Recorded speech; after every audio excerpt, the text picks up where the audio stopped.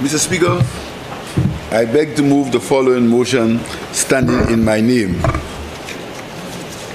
Be it resolved that Parliament, by affirmative resolution, approves the draft value-added tax amendment of Schedule 1, Number 3 order, which amends Schedule 1 of the Act in Item 2.1 to include as zero-rated goods on the 22nd day of December 2025, a supply of goods for which transactions are completed on that date by a taxable person specified by the Comptroller, except the following: orders for goods not in stock, the supply of motor vehicles, the supply of guns and ammunition, the supply of tobacco products, the supply of alcoholic beverages, and the import of goods. Mr. Speaker, you may recall that it wasn't a Monday, Mr. Speaker, but it was someday in November, I proclaimed in Soufrière that the country would be receiving a VAT-free day. At the time I made that pronouncement, Mr. Speaker, there were people who doubted, but the electorate believed, and that is why there are 6 of us here this time. Mr. Speaker, as you know, the VAT laws in St. Lucia cannot be amended without an affirmative resolution in the Parliament.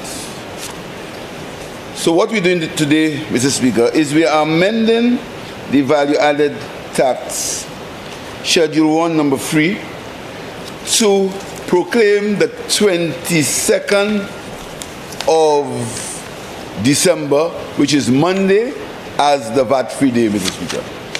So Monday, the 22nd of December, will be the VAT-free day, Mr. Speaker. That means, Mr. Speaker, that the entire public, if they purchase from businesses that are involved, will have basically a 12.5% discount on everything that they buy, except the following goods, Mr. Speaker: alcohol and tobacco, motor vehicles, gasoline, LPG and diesel, guns and ammunition, and cigarettes, Mr. Speaker. Services not ordinary, zero-rated, including but not limited to professional services, legal fees, restaurant supplies, rent tickets for the games of chance, lottery raffles, top-ups, phone plans, phone cards, internet, and cable. Sales by accommodation providers and other providers in the tourism sector, and imports of goods and services, Mr. Speaker. These are the only goods and services that are not legible or are ineligible for the VAT-free day, Mr. Speaker. Everything else, Mr. Speaker, everything else, once they are purchased, they are eligible. So stoves, televisions, clothes, carpets, food, Christmas tree, everything that you buy locally except these items, Mr. Speaker, you pay no VAT, Mr. Speaker. And I know many people are asking about hire purchase. It is legible for a VAT-free if you can complete the purchase in one day. So if you can go at court, so go wherever you go at Massey, and you can complete in one day, pay your deposit, sign your sales agreement, it's going to be taxed, it's going to be VAT-free, Mr. Speaker. Mr. Speaker, that is not the only relief that the people of St. Lucia will get, Mr. Speaker. Cabinet late in October, I suspect, or early November, we amended the Income Tax Act, Mr. Speaker, which will increase allowances and will cause people in the middle income bracket to get a relief in income tax, Mr. Speaker. We'll be coming to Parliament before the end of this session to amend the Income Tax Act to make that possible. More relief for the people of St. Lucia, Mr. Speaker. Mr. Speaker, the government made a few promises to the electorate, and we intend to fulfill these promises. We intend to fulfill them systematically, and we intend to fulfill them with transparency, saying to the public of St. Lucia what we are going to do and how we are going to do it, Mr. Speaker. So this VAT-free day, 22nd of December, is just one small step where we are saying to the public that a promise is a debt, and we made a promise, and we intend to keep that promise, Mr. Speaker. Mr. Speaker, on the 19th of December, I think in the official, the Ministry of Finance, can correct me if I'm wrong, the public servants in this country will also get their bonuses. And their bonuses this year will be extended to some statutory boards. The bonuses will be extended to some statutory boards, Mr. Speaker, and also the workers who have been made permanent, over 1,000 of them, who were on contract all their life. Mr. Speaker, and I want you to just give me a few minutes to speak about what that means to the people, Mr. Speaker, because he who feels it most knows it, Mr. Speaker. There are people in this country who, when they got their salary at the end of the month, their take-home pay was less than $100.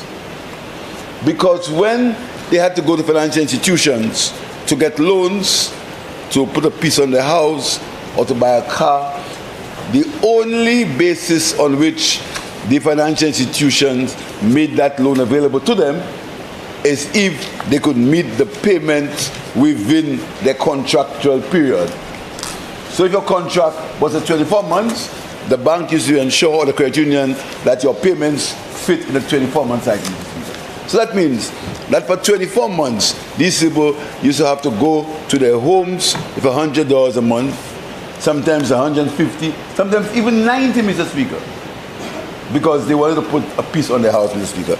So when the government decided to make that step, Mr. Speaker, and other people tried to ridicule it, they did not understand what he who feels it most knows it, Mr. Speaker. He who feels it most knows it. And we were very pleased that these people could now, they got a new breath of life, in that they could go to the financial institution and say that they had a permanent job, that they would retire at the NIC age, so then their loans could have been dealt with in that manner, Mr. Speaker. And I'm very happy to tell you, Mr. Speaker, that another island in the Caribbean that shall remain unnamed, only today will give to their workers a Christmas gift, Mr. Speaker, of making them permanent. But the people of St. Lucia gave us a gift before, on the 1st of December. So, Mr. Speaker, I want to ask members to support the VAT-free day on the 22nd of December, Mr. Speaker, and look forward to the changes in the Income Tax Act, Mr. Speaker. Mr. Speaker, I want to congratulate you on being elected without ballots. But I want to really, I think you have been performing in a manner, speaking of the Speaker of Parliament, Mr. Speaker. So I want to congratulate you and use the opportunity to congratulate the President of the Senate, Mr. Speaker. So we look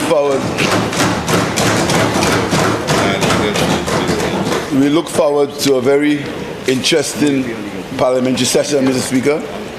Hopefully there will be no empty seats, and we hope that we can have a lively debate in this parliament, because every one of us in this room was sent to the parliament by people.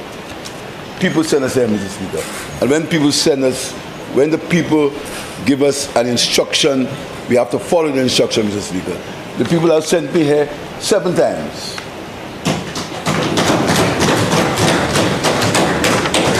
But, Mr. Speaker, the most fulfilling part of that 7 times was when I saw in a ballot box